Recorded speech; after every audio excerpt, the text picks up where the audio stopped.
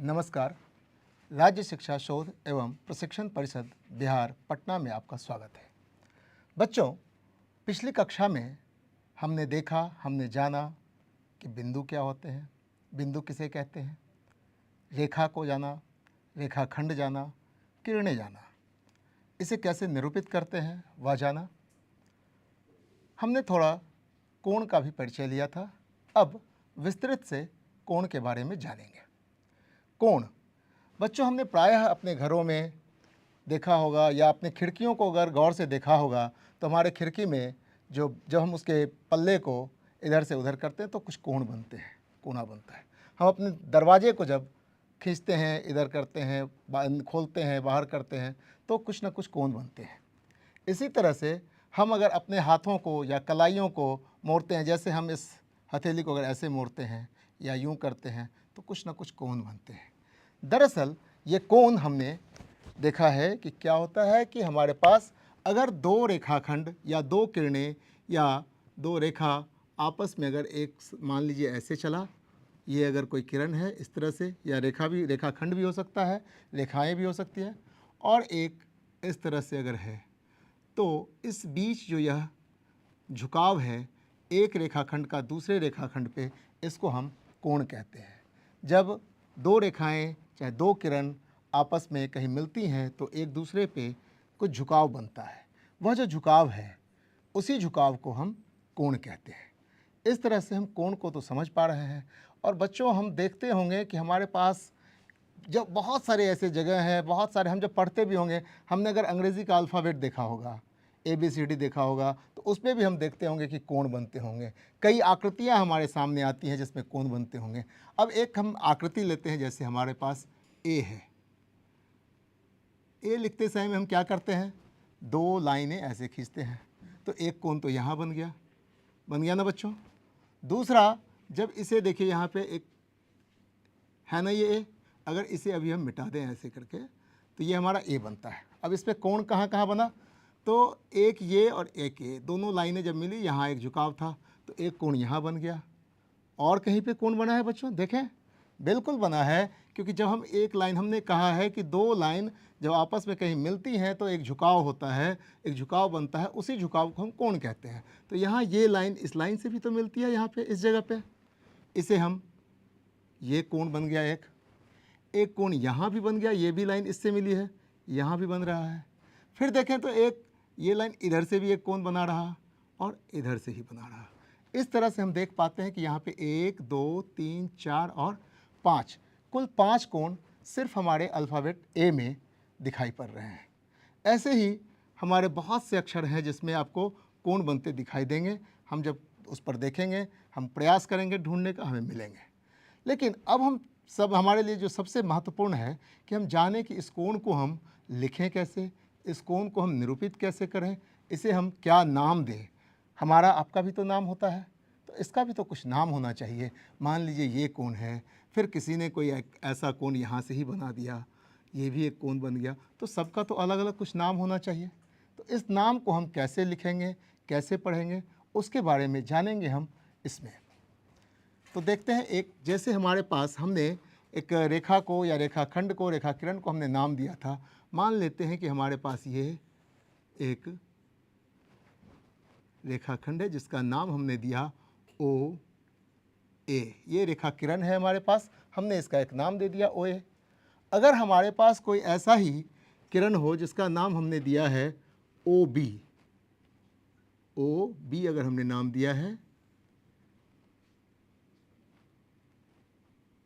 और इस दोनों को अगर हम साथ लाने का प्रयास करें कहीं पे, तो मान लेते हैं कि ये अगर हमारे पास OA रेखा किरण है, ये किरण जो है हमारे पास OA है यहाँ, और चूंकि O दोनों का एक जैसा है तो हम यहाँ से अगर इसको भी लाते हैं OB करते हैं ये, तो इस तरह से एक कोण बना। यहाँ पे दोनों रेखाएं, एक OA थी और एक OB, दोनों को, OA और OB दोनों रेखा को एक साथ लाते हैं क्योंकि दोनों में एक उभयनिष्ठ बिंदु है, वह है O। तो दोनों को जब साथ लाते हैं, एक जगह पे मिलाते हैं, तो इस तरह से हमको एक कोण की आकृति मिलती है। तो इस कोण को निरूपित करने के लिए सबसे पहले हम लोग जब लिखते हैं तो संकेत के रूप में कोण को ऐसे लिखते हैं, या ध्यान रखें, देखेंगे यहाँ भी कोण जैसा बना हुआ है। तो यह हमारा संकेत है उसको दिखाने का। अब अगर हमको कहा जाए कि यह कौन सा कोण बना, तो हम इस कोण का नाम ओ दे सकते हैं।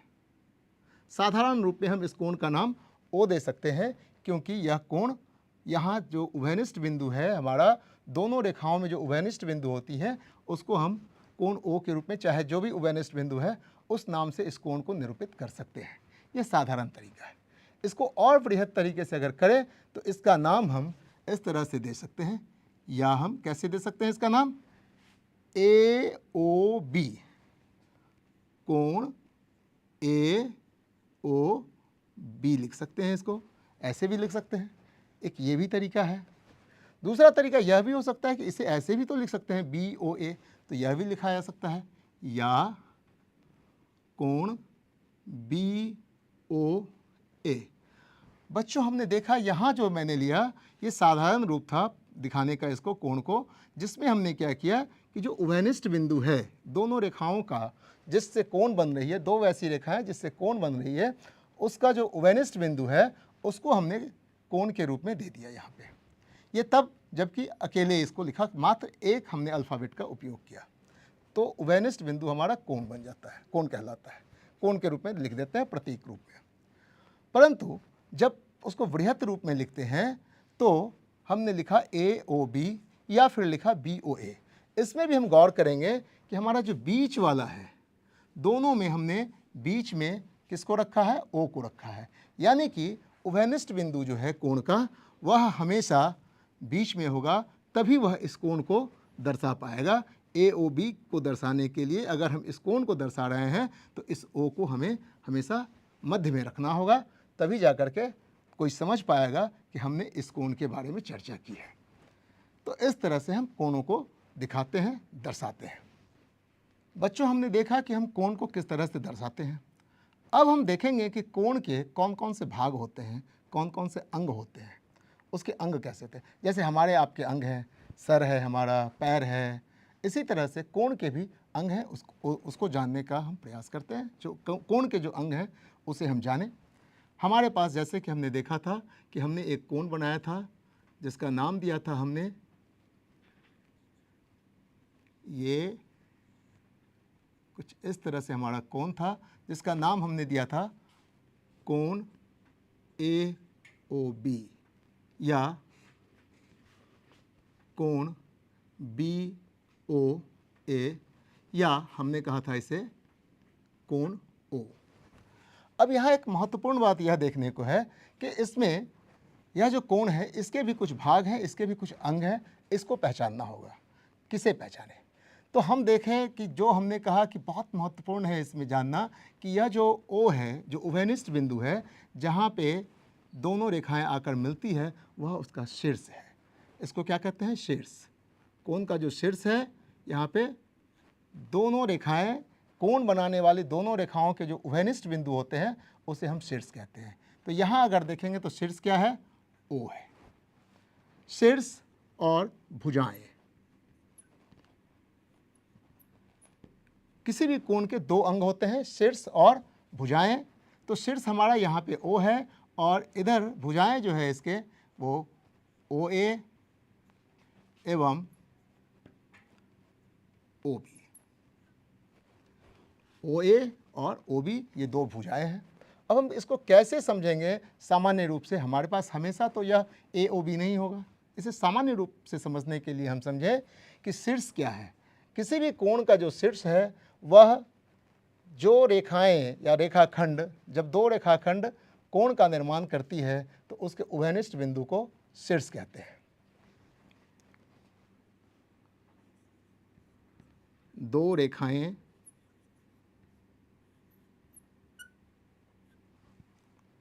अथवा रेखाखंड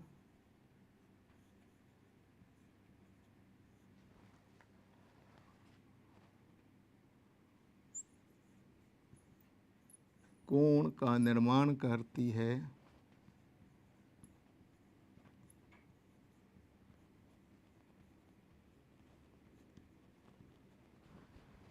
तो प्राप्त उभयनिष्ठ बिंदु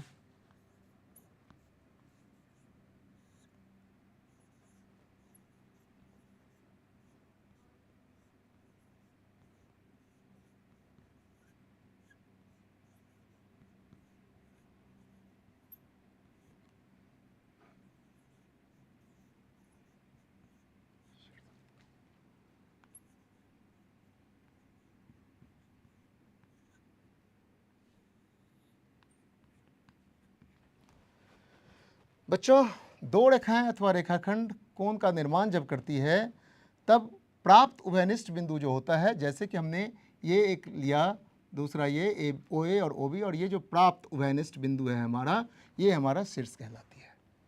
ठीक है। उसके साथ भुजाएं कौन है?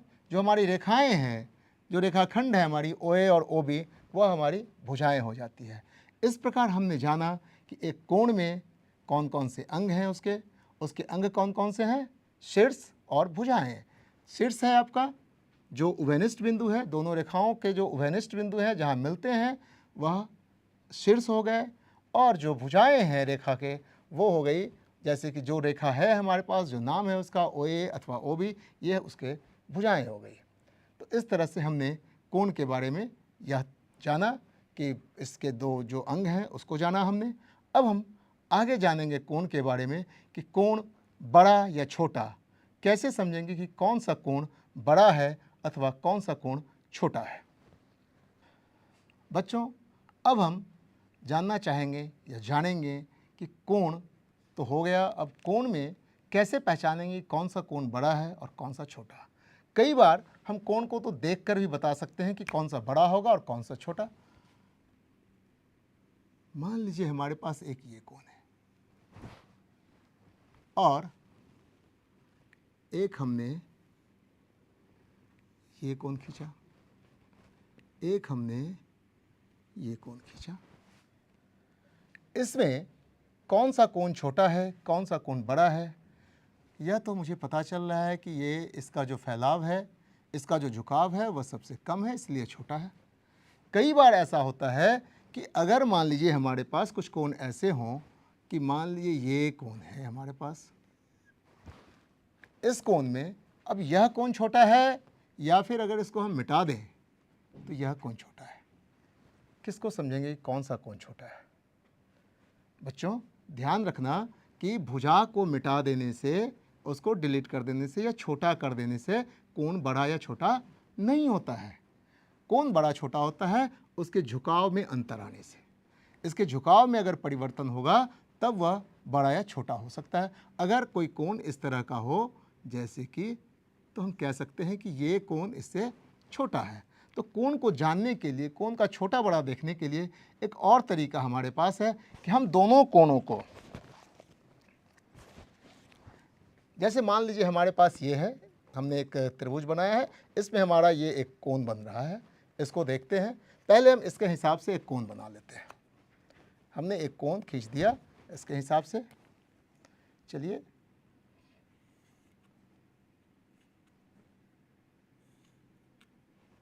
एक कोण बना लिया इसके हिसाब से, और दूसरा कोण हम बना लेते हैं इसके हिसाब से। ये जो हमारा है इसके हिसाब से कोण बनाते हैं।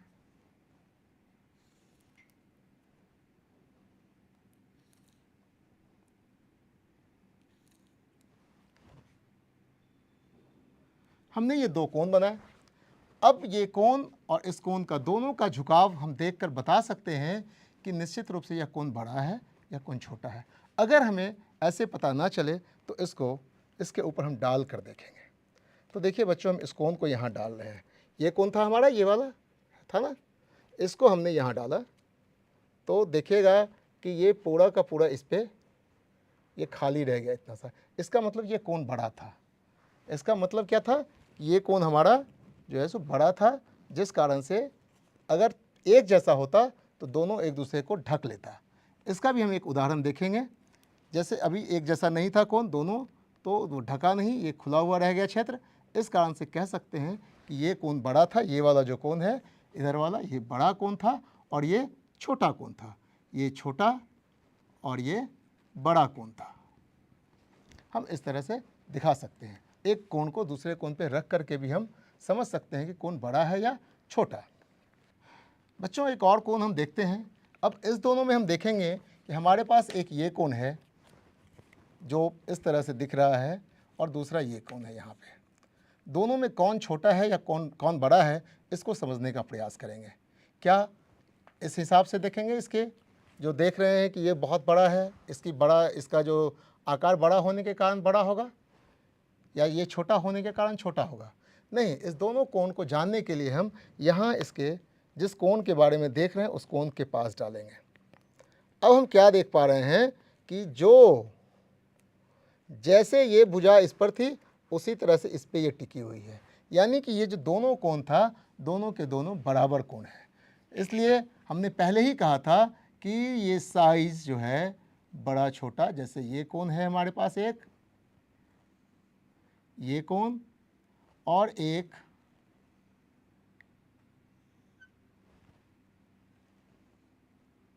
ये कोण, तो इस दोनों कोण की जब तुलना हम करते हैं तो दोनों कोण बराबर होंगे, ना कि ये बड़ा होगा ना ये छोटा, क्योंकि इसके भुजा बड़ा है, इसके भुजा जो है सो बड़े हैं, लेकिन इसकी भुजाएं जो है सो छोटी हैं, लेकिन कोण में कोण दोनों बराबर हैं।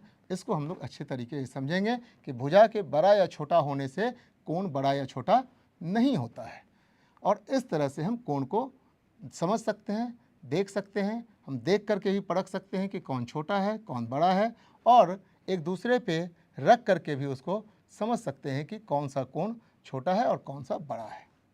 बच्चों, अभी तक हमने देखा था कि दो रेखाखंड जब कुछ इस कदर मिलती हैं तो या किरणें, दो किरणें जब यहाँ मिली तो हमने देखा कि एक कोण बना। इस झुकाव को हमने कोण नाम दिया। अब मान लीजिए कि दो रेखाएं अगर परस्पर मिले तब क्या होगा। तो दो रेखाएं, एक रेखा हम ऐसे ले लेते हैं और एक दूसरी रेखा कुछ इस कदर आई। यहाँ भी तो झुकाव है, ये भी एक झुकाव है, ये भी एक झुकाव है और ये भी एक झुकाव है। इस तरह से हम देख पा रहे हैं कि जब दो रेखाएं परस्पर मिलती है तो चार कोण का निर्माण होता है। इन चारों कोणों का एक अलग संबंध है, लेकिन हम जानेंगे कि यह कोण जो है क्या है और कोण के प्रकार कैसे हैं, कितने हैं, ये जानने का प्रयास करेंगे। इसके लिए सबसे पहले एक हम देखते हैं कि अगर हमारे पास कोई सीधी रेखा हो,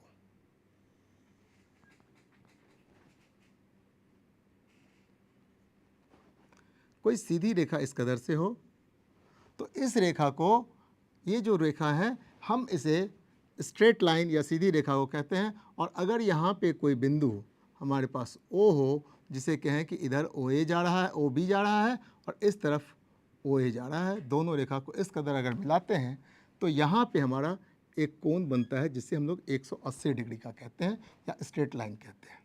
ये सीधी रेखा है, सीधी रेखा हमारी 180 डिग्री की बनती है। ये स्ट्रेट लाइन या सीधी रेखा बनती है, देख रहे हैं ना। इसके अलावे बहुत से कोण कुछ इस तरह से बनते हैं जिसको हम लोग एक प्रयोग के द्वारा, एक अपने TLM के माध्यम से जानना चाहेंगे और उसे देखते हैं। हमारे पास आपको दिखाने के लिए एक है, ये देखिए।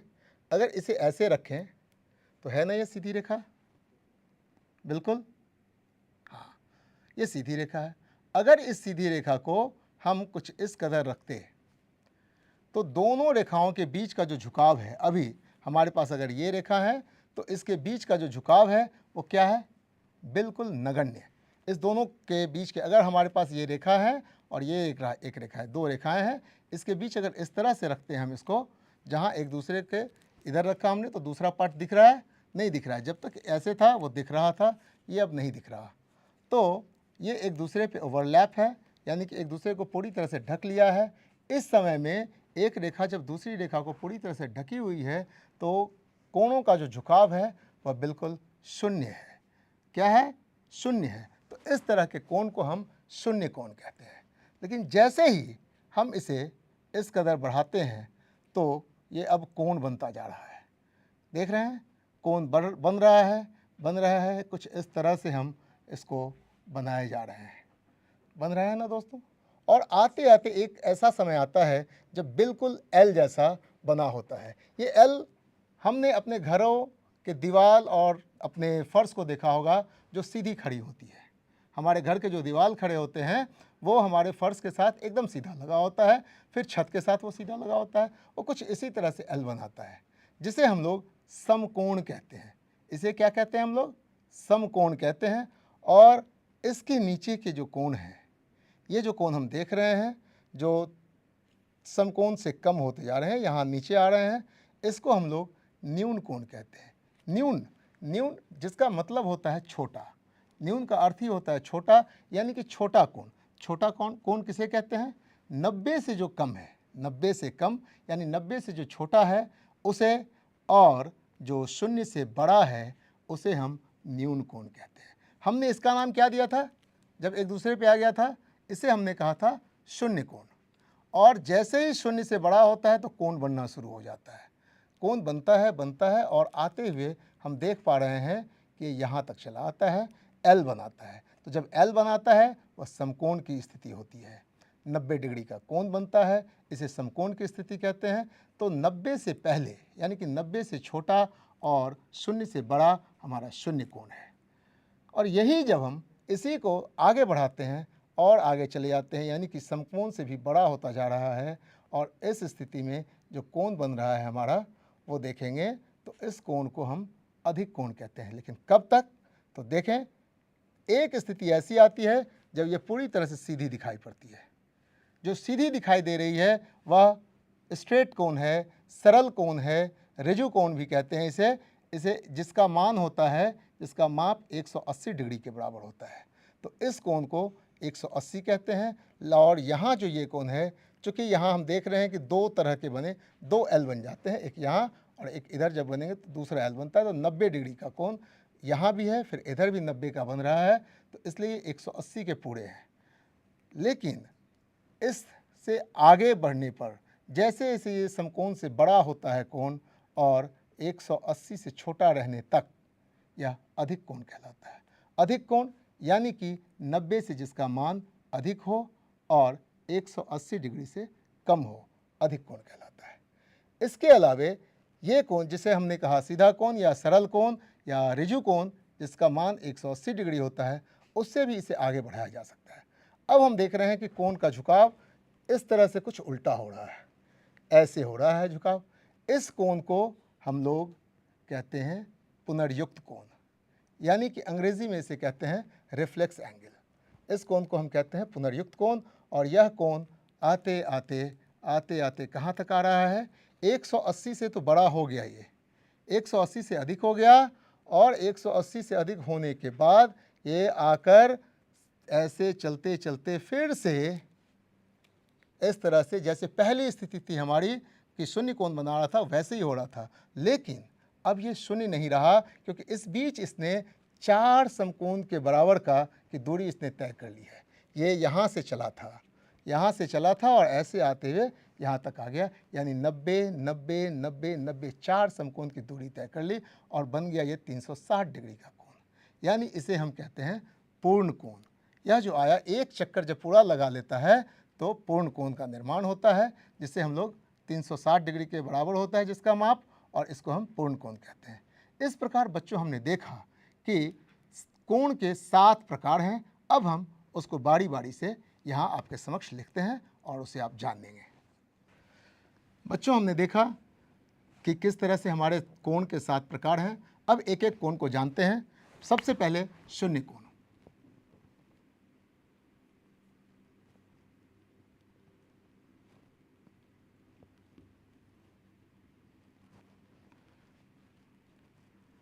इसका माप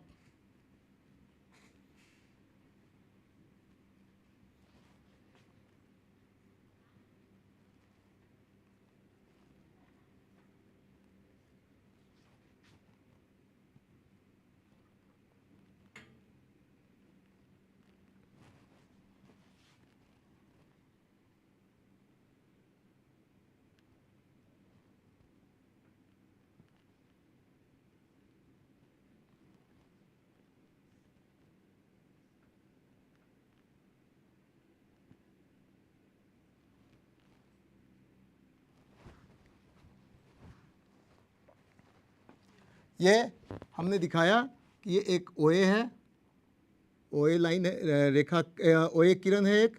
हमने ये दिखाया कि OA किरण है और उस पर एक OB किरण पूरी तरह से उसी पे है, इसीलिए यहाँ पे जो कोण बना वो 0 डिग्री का शून्य कोण बना। अब आते हैं, हम लोग जानते हैं न्यून कोण।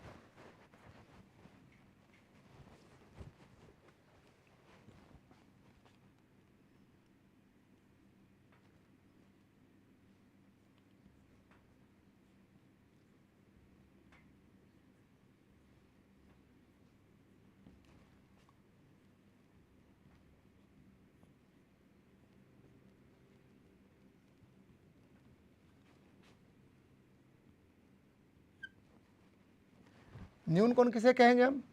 0 डिग्री से यानी कि शून्य से अधिक, शून्य कोण से बड़ा, और समकोण या 90 डिग्री से छोटा। यानी कि यह जो हमारा होगा कुछ इस तरह से दिखेगा।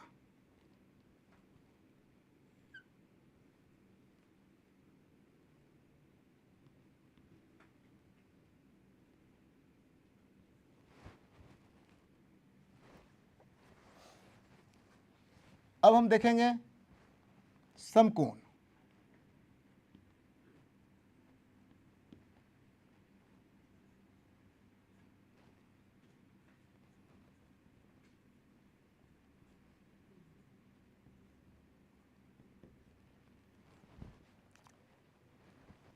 यह कोण 90 डिग्री के बराबर होता है और यह हमें एल के जैसा दिखाई पड़ता है।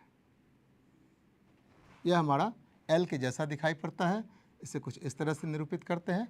यह 90 डिग्री का होता है। दरअसल यह कोण हमारा, अगर हम इस तरह से इसको डिवाइड करते हैं, बांटें, तो ये हमारा एक तल पे जब एक रेखा को 4 भाग में डिवाइड करते हैं तो बराबर बराबर 4 समकोण का निर्माण होता है और प्रत्येक को जो है सो प्रत्येक भाग उसका 90 डिग्री का होता है। यहाँ से समकोण हम समझ लें इसको।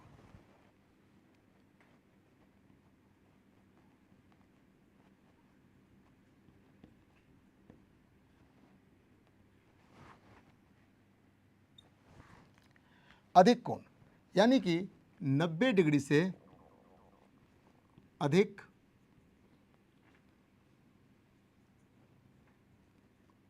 और 180 डिग्री से कम। अर्थात यह कोण जो होगा वह 90 से तो बड़ा होगा, यानी समकोण से बड़ा होगा, लेकिन 180 डिग्री से यानी सरल कोण से छोटा होगा। यह कोण कुछ इस तरह से बनता दिखेगा हमें।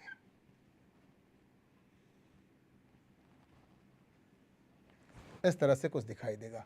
यह सीधी रेखा तो नहीं बनाएगी टेढ़ी रेखाएं, मतलब सीधी रेखा तो बिल्कुल नहीं होगी, लेकिन यह इसका झुकाव इस समकोण से एल से अधिक होगा।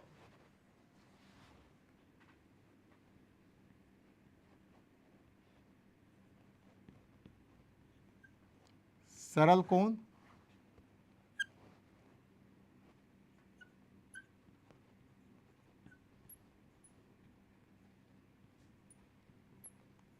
सरल कोण 180 डिग्री के बराबर, जिसे हम लोग सीधी रेखा के रूप में भी देख सकते हैं। ये हमारा सरल कोण है।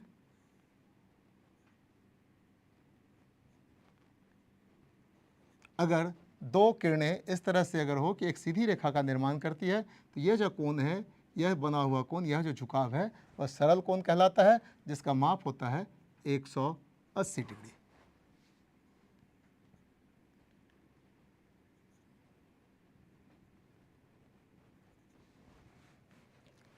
सरल कोण हमने देखा 180 डिग्री के बराबर होता है और इस तरह से इसको हम निरूपित कर सकते हैं। इसके बाद आता है पुनर्युक्त कोण।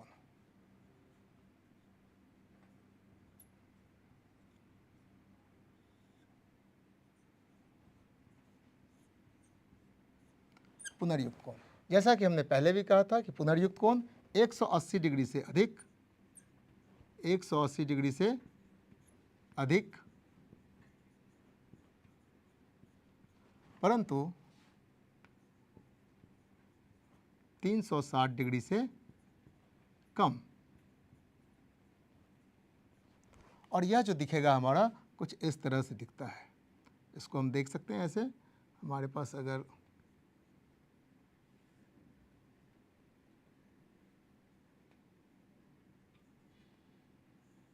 इस तरह का जो झुकाव है वह कहलाता है पुनर्युक्त कोण को दिखाता है। अब आते हैं, देखें हम पूर्ण कोण।